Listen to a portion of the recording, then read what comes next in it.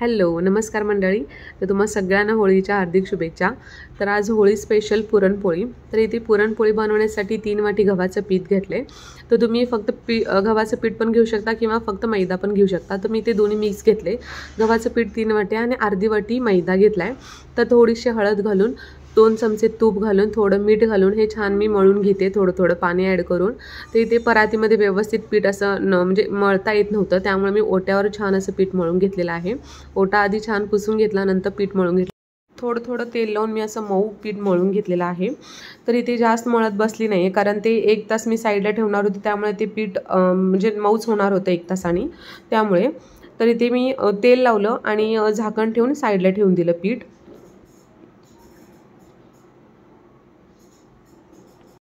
तर इथे मी हरभऱ्याची डाळ 3 वाट्या रात्रीच भिजत ठेवली होती. तर ह्यातली थोडीशी डाळ मी काढते साईडला, कारण मला कोशिंबीर बनवायची होती त्यासाठी.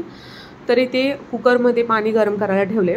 थोडीशी हळद आणि थोडंसं मीठ आणि 2 चमचे तूप असं मी हे करून सगळं मिक्स केले आणि ही आपली भिजत ठेवलेली हरभऱ्याची डाळ त्याच्यामध्ये टाकून 3 शिट्ट्या काढून घेतले. तर 3 शिट्ट्यामध्ये डाळ एकदम परफेक्ट शिजले, कारण मी रात्री भिजत ठेवल्यामुळे डाळ लवकर शिजली आहे. तर हे सगळं मी पाणी गाळून घेतलेलं आहे. कटाची आमटी बनवतो आपण ह्या पाण्याने. तर कटाच्या आमटीचा शॉट टाकलाय, तो नक्की बघा. तर इथे मी ह्यातलंच थोडंसं पळीभर हे डाळ मॅश करून त्या आमटीमध्ये टाकते, आमटी थिक होण्यासाठी. तर इथे एका भांड्यामध्ये 3 चमचे मी तूप घेतले, त्याच्यामध्ये ही डाळ टाकून मस्त असं फिरून घेतले. तर जेवढी मी डाळ घेतली होती 3 वाट्या, तेवढंच मी गूळ घेतले आणि हे सगळं मिक्स केले. तर सतत आपल्याला हे फिरवत राहायचं आहे, नाहीतर खाली लागू शकतं भांड्याला हे पुरण सगळं. त्यामुळे तर एक 10-15 मिनटं मी फिरून झालं, पुरण मस्त रेडी आहे. तर पुरण रेडी आहे हे ओळखण्याची ट्रिक पळी किंवा आपण काय फिरवतो परतण्याने, ते परतणं असं उभं टेकलं तर पुरण रेडी आहे समजायचं. तर इथं पुरण रेडी आहे. तर इलायची, जायफळ आणि सुंठ हे सगळं मी पावडर करून घेतलं होतं थोडं थोडं. तर हे मी इथे ॲड केलं आहे. तर त्याच्याने सुगंध मस्त येतो आणि टेस्ट देखील छान लागते त्यासाठी. तर तुमच्याकडे म्हणजे पुरण वाटायची मशीन असेल किंवा पाटावरुटा, त्याच्यावर तुम्ही हे करू शकता. तर इथे माझ्याकडे चाळण आहे, त्या चाळणीच्या साहाय्याने मी हे पुरण वाटून घेते आहे. तर बारीक छान असं पुरण रेडी आहे आपलं.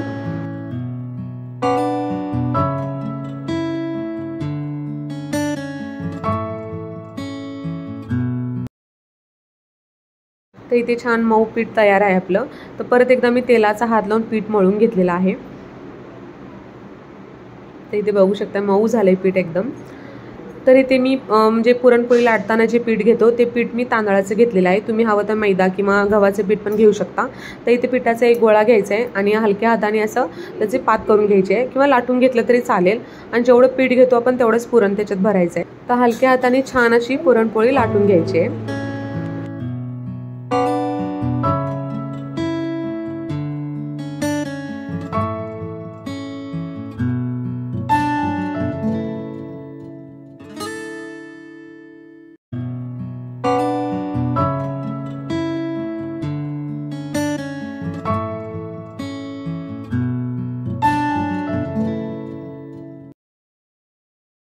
इथे डायरेक्ट पोळी लाटायची नाही आहे आपल्याला. इथे थोडंसं बोटाच्या साहाय्याने स्प्रेड करायचं आहे, जेणेकरून ते आतलं पुरण आहे सगळीकडे पसरेल त्यासाठी.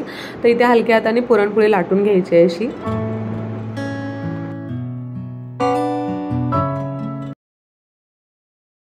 तर इथे तव्यावर 2 चमचे तूप टाकून मस्त अशी पुरणपोळी भाजून घेतली आहे. तर सारखं परतत नाही राहायचं, ती फाटू शकते पोळी. तर हलक्या हातानेच आपल्याला ती परतायची पण आहे.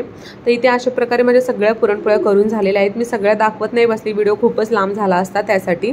जेवढ्या दिसायला सुंदर दिसत आहेत पुरणपोळ्या, तेवढ्याच त्या टेस्टला पण उत्तम होत्या. खूप छान टेस्टी झाल्या होत्या पुरणपोळ्या.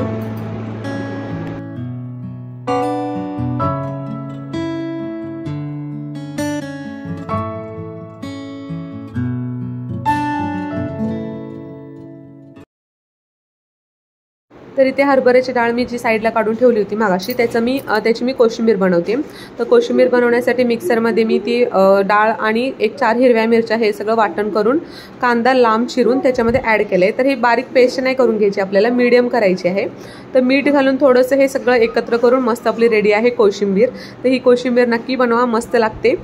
तर इथे मी देवाला नैवेद्यासाठी ताट बनवते आणि कटाच्या आमटीचा शॉर्टला व्हिडिओ टाकला आहे, तो नक्की बघा. आणि हा व्हिडिओ कसा वाटला हे कमेंट करून नक्की सांगा. चॅनलला नवीन असाल तर सबस्क्राईब करायला विसरू नका आणि व्हिडिओ आवडला असेल तर लाईक करा आणि शेअर करा. तर भेटू परत अशाच एका नवीन व्हिडिओमध्ये. तोपर्यंत बाय.